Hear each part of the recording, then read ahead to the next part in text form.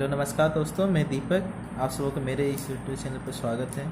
जैसा कि हम लोग पिछले चैप्टर में पढ़े थे ओम्स का नियम, ठीक है। उसमें क्या क्या पढ़े थे? ओम्स के नियम में ओम्स का नियम और रेजिस्टेंस पढ़े थे। उसमें क्या पढ़े थे कि वहाँ पे जो करंट होता है वो पोटेंशियल डिफरेंस पर निर्भर करता है। किस पर निर्भर करता है? पोटेंशियल डिफरेंस पे। वहाँ और एक फैक्टर आया था, क्या आया था? रेजिस्टेंस, ठीक ना।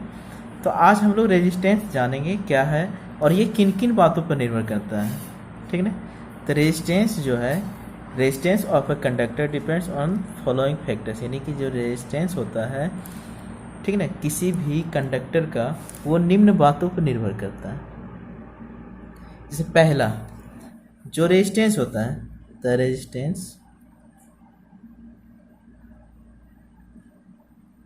Of a conductor directly proportional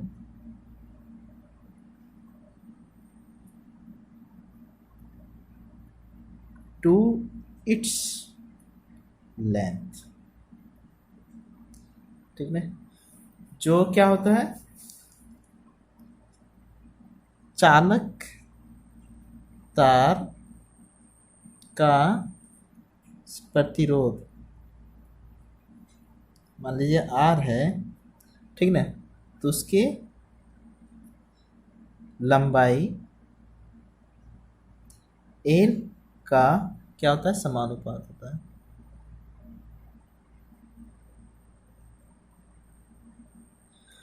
ठीक है। क्या ध्यान रखना है कि चालक तार का जो प्रतिरोध होता है उसकी लंबाई का समानुपात होता है। यानी कि हम लोग अगर लंबाई बढ़ा दें, क्या होगा? लंबाई बढ़ा दें तो जो उसमें जो प्रतिरोध उत्पन्न होगा वो ज़्यादा उत्पन्न होगा, ठीक ना। अगर लंबाई कम रहेगा, अगर मान लीजिए कोई तार है, मान लीजिए कोई तार इतना लंबा है, ठीक ना, तो इसमें प्रतिरोध जितना उत्पन्न हो रहा है, अगर इसका लंबाई बढ़ा दें तो उससे ज़्यादा प्रतिरोध, यानी लंबाई बढ़ाने से प्रतिरोध भी ज़्यादा उत्पन्न होगा। अगर लंबाई कम कर दें तो प्रतिरोध भी क्या होगा? कम उत्पन्न होगा, ठीक ना।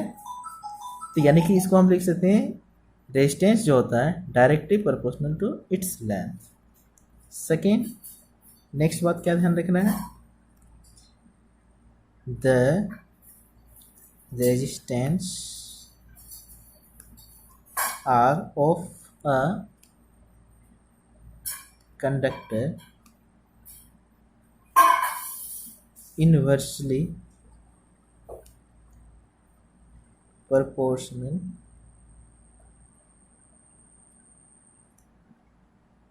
of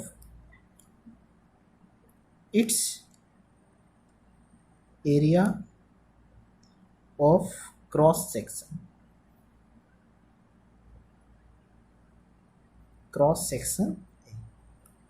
ठीक ना। क्या ध्यान रखना है? जो प्रतिरोध होता है, चालक का प्रतिरोध, यानी कंडक्टर का जो प्रतिरोध, चालक तार का प्रतिरोध, ठीक ना, प्रतिरोध R, ठीक है, उसके अनुप्रस्थ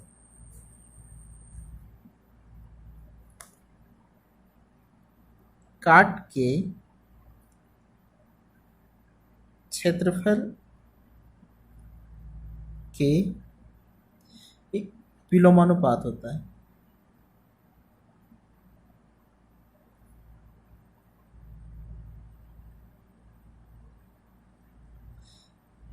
समझ में आया? यानी कहने का मतलब है, यानी कि जो तार, चालक तार का प्रतिरोध R जो होता है, उसके अनुप्रस्थ का, अगर मान लीजिए किसी तार का एरिया A है तो उसके अनुप्रस्थ काट के क्षेत्रफल का क्या होता है? इन्वर्सली प्रोपोर्शनल होता है। जैसे मान लीजिए ये चालक तार है, ठीक ना, ये क्या है? चालक तार है। इसमें मान लीजिए इलेक्ट्रॉन पार हो रहा है, इलेक्ट्रॉन मूव करेगा, यानी कि इसका मतलब ज़्यादा इलेक्ट्रॉन मूव करेगा, तो इसका मतलब क्या है? रेजिस्टेंस यानी प्रतिरोध कम उत्पन्न होगा, ठीक ना। अगर इसका एरिया बढ़ा दें, इसका मान लीजिए इधर से पार कर रहा है इलेक्ट्रॉन्स, ठीक ना, अगर इसका एरिया ज़्यादा बढ़ा दें तो क्या होगा? इससे ज़्यादा इलेक्ट्रॉन्स मूव करेगा, तो यानी रेजिस्टेंस कम उत्पन्न होगा, ठीक ना। यानी कि एरिया बढ़ाने से क्या होता है? उसका रेजिस्टेंस कम उत्पन्न होता है। एरिया कम कर देने से रेजिस्टेंस क्या होता है, ज़्यादा उत्पन्न होता है, ठीक ना। यानी कि इसका कहने का मतलब है जो रेजिस्टेंस है उसके एरिया का इन्वर्सली प्रोपोर्शनल होता है। क्या इतना तक समझ पाए? थर्ड बात को क्या ध्यान में रखना है, ठीक ना, the resistance R of a conductor depends on the nature of material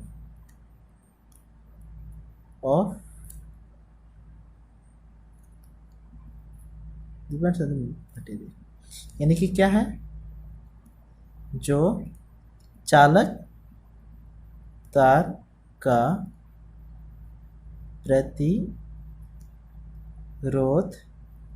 ठीक ना, पदार्थ की प्रकृति पर भी निर्भर करता है, पदार्थ की प्रकृति पर निर्भर करता है, ठीक ना। यानी चालक तार का जो प्रतिरोध होता है वो पदार्थ की प्रकृति के पर भी निर्भर करता है, यानी कि वो किसका बना हुआ है, यानी उसमें कैसा उसका प्रकृति है, कैसा उसका नेचर है, इस पे भी बहुत डिपेंड करता है। जैसे मान लीजिए चांदी का जो कंडक्टर होता है उसमें क्या होता है, इलेक्ट्रॉन्स ज़्यादा मूव करता है उसमें, क्योंकि स्पेस बहुत ज़्यादा होता है इलेक्ट्रॉन्स मूव करने के लिए, इसलिए वो अच्छा गुड कंडक्टर होता है, यानी बेस्ट कंडक्टर होता है।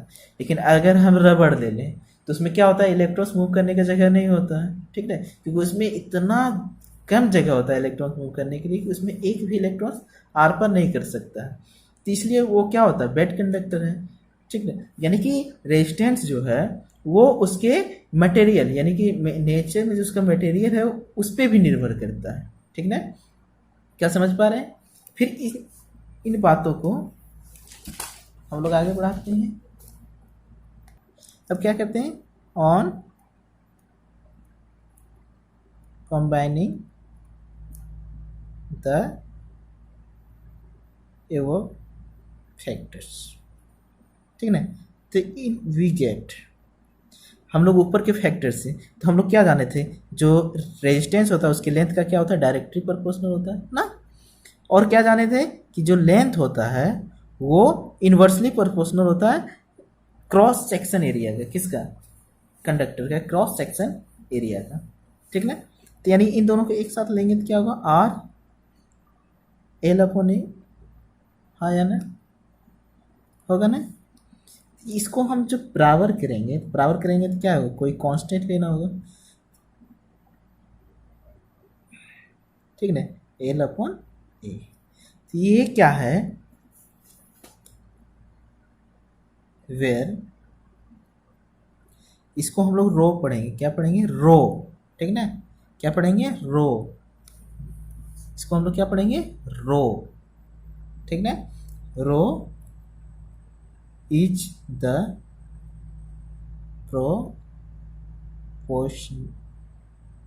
proportional कांस्टेंट, ठीक ना। ये जो रो होता है वो क्या होता है, अनुपातिक नियतांक होता है, ठीक, नियतांक होता है, बात को ध्यान में रखना है। ये रो क्या होता है, अनुपातिक नियतांक होता है। रो को, इसको पी नहीं पढ़ना है, रो पढ़ना है, ध्यान रखना है। रो जो होता है क्या होता है, रेजिस्टिविटी, यानी इसको हिंदी में बोलते हैं प्रतिरोधकता, ठीक ना। ये क्या होता है, प्रतिरोधकता। तो अब ऊपर की इक्वेशन से, अब हम लोग ऊपर की इक्वेशन से चलते हैं। तो रो इज इक्वल टू क्या हो सकता है, तो रो अगर यहाँ रखेंगे तो क्या होगा, resistance into area upon length. तो यूनिट इसका क्या हो जाएगा, यूनिट इसका क्या हो जाएगा, इसका यूनिट हो जाएगा, तो पहले देखना है रेजिस्टेंस का क्या होता है, ओम, एरिया क्या होता है, मीटर स्क्वायर ना, इसका क्या होता है, मीटर, लेंथ का क्या होता है, मीटर। तो ऐसा यूनिट क्या हो जाएगा, यहाँ से मीटर मीटर कट जाएगा तो एस क्या बचेगा, ओम मीटर। तो S I unit of rho is क्या होगा, ओम मीटर। इसको क्या बोलेंगे, ओम मीटर। तो ये जो रो होता है, ठीक ना, प्रतिरोधकता जो होता है, प्रतिरोधकता जो होता है पदार्थ की प्रकृति पर निर्भर करता है। किस पर निर्भर करता है, पदार्थ की प्रकृति पर निर्भर करता है। ये जो रो होता है वो किस पर निर्भर करता है, पदार्थ की प्रकृति पर। तो यानी कि रेजिस्टिविटी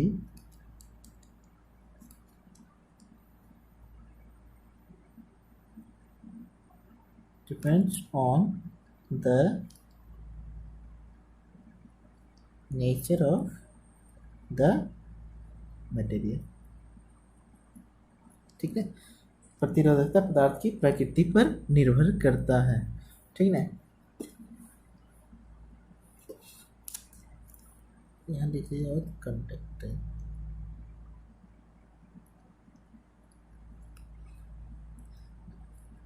अब कुछ बात को ध्यान में रखना, रेंज ऑफ रेजिस्टिविटी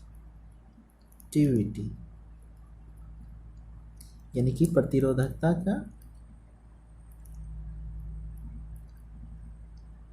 का प्रास मान जानना। तो ध्यान क्या रखना है, प्रास मान। ठीक ना। तो गुड कंडक्टर, जो अच्छा कंडक्टर होगा,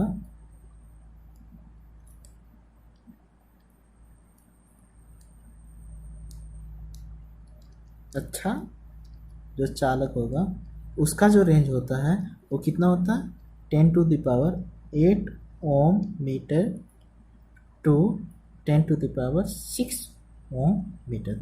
गुड कंडक्टर का जो रेंज होता है, रेजिस्टिविटी यानी प्रतिरोधकता वो कितना होता है, 10⁻⁻8 ओम metre to 10⁻⁻6 Om metre.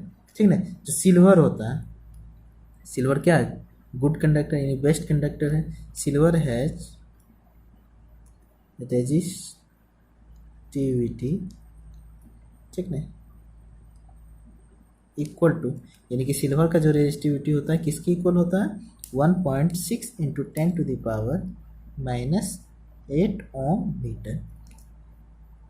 Copper का कितना होता है, कॉपर का भी ध्यान रखिएगा, कॉपर का कितना होता है, तो 1.62 × 10⁻⁻8 ओम मीटर। यानी सबसे अच्छा चालक कौन है, सिल्वर, उसके बाद कॉपर। ठीक ना। जिसका जितना कम प्रतिरोधकता होगा वो उतना ही अच्छा चालक होगा। ठीक ना। उसके बाद गुड इंसुलेटर, इसका मतलब कुचालक, यानी कुचालक जो होगा, अच्छा कुचालक, उसमें क्या होता है, इसका जो रेंज होता है लगभग कितना होता है, 10⁻12